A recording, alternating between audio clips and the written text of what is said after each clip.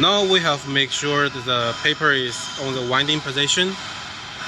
Tension, EPC, all is okay. Then we need to open the silicon roller, preparing for the T-die to enter in. But before that, let me show you how to control the system. As you can see, we have a PLC touchscreen control and with buttons. Buttons for blower, this is for trimming wastage. And blower stop, this is for machine on. This button actually is multifunction, I will explain later. Speed up, speed down. Compounding roller, open and close, that is the silicon roller, the black one over there. Protect roller is the roller which cools down the silicon roller, this one, to cool down this roller, Extruder in, extruder out, no need to say emergency stop. And this is a single and linkage, means auto and manual mode for extrusion control. For example, we enter the system.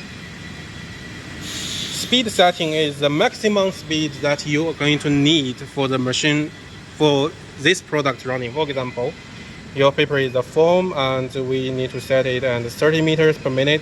That means no matter how much we speed up, it will never go over 30. And another function is if the machine is in perfect station and we already set it well, you press the machine on, the machine will start. And if you press the machine on again, it will immediately slowly go to 30 meters per minute itself, automatically. So be careful of using this button. And this diameter is for this unwinder, we'll explain later. And now extruder data. First we set the thickness, English. This is for working speed. And we set the material weight, that is your coating weight.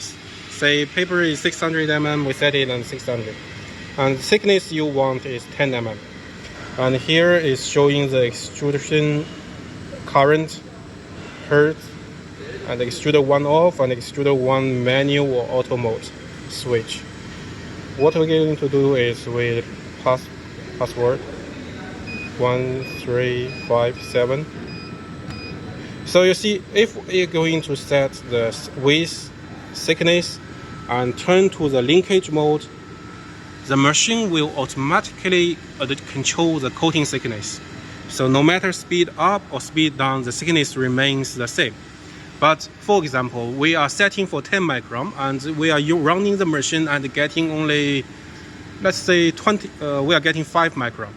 Then we need to enter the password and get into the system. And this is the data.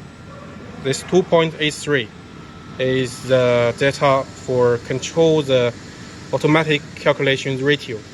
So if you are getting 10 micron and you are setting for 20 micron, like your thickness you are getting is only half, then you need to double this data.